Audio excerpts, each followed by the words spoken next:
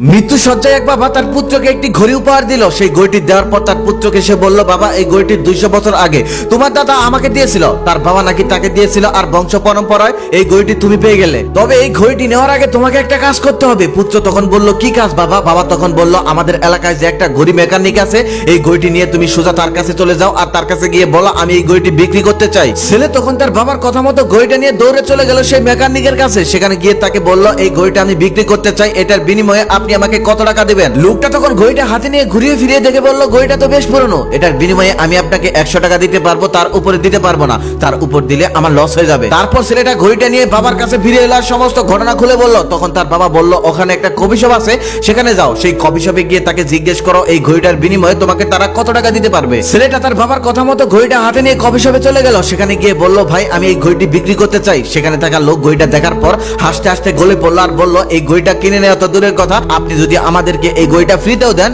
তারপরেও আমরা নেব না। ছেলেটা তখন মন খারাপ করে সেখান থেকে চলে আসতে লাগলো আর ভাবতে লাগলো, বাবা কি এমন ঘড়ি দিল যেটা নিয়ে বারবার এক এক জায়গায় গিয়ে আমার অপমানিত হতে হচ্ছে। তারপর ছেলেটা মন খারাপ করে সমস্ত ঘটনা গিয়ে বাবার কাছে খুলে বলল। বাবা তখন মুচকি হাসি দিয়ে বলল, মন খারাপ করো না, এবার তুমি ঘড়িটা নিয়ে চলে যাও একটি জাদুঘরে। এবার ছেলেটা যেতে ইচ্ছে করলো না, কিন্তু নিজের অনিচ্ছা সত্ত্বেও বাবার কথা মতো তাকে সেখানে যেতে হলো। সেখানে গিয়ে ছেলেটা জাদুঘরের এক কর্মকর্তার কাছে তার ঘড়িটা বিক্রি করতে চাইলেন। তারপর সেই লোকটা ঘড়িটা যতই পরীক্ষা করছিল ততই অবাক হচ্ছিল। পরীক্ষা নিরীক্ষা শেষ করে এক পর্যায়ে তিনি বললেন, এই ঘড়িটার বিনিময়ে আমি আপনাকে 25 লক্ষ টাকা দিতে পারবো। ছেলেটা তখন ওই পুরনো ঘড়ির দাম 25 লক্ষ টাকা শুনে অবাক হয়ে গেল। তারপর দৌড়ে গিয়ে তার বাবার কাছে সমস্ত ঘটনা খুলে বলল। তার বাবা তখন হাসতে হাসতে বলল, এতক্ষণ আমি এটাই তোমাকে বোঝাতে চাইছিলাম, আজকের এই ঘটনাটা সারা জীবন মনে রেখো। জীবনে চলার পথে হয়তো অনেকের কাছে যেতে হবে, তবে সেখানে কিছু মানুষ থাকবে তোমাকে মূল্য দেবে না, কিছু মানুষ আছে তোমাকে নিয়ে হাসাহাসি করবে, মজা করবে, তামাশা করবে। ওইসব মানুষগুলো থেকে সবসময় দূরে থাকবে, তারা কখনোই তোমার মূল্য দিতে জানবে না। কেউ তোমাকে মূল্যহীন ভাবলো মানেই তুমি মূল্যহীন না, এমনও তো হতে পারে তোমাকে জানার ক্ষমতাটাই তার নেই।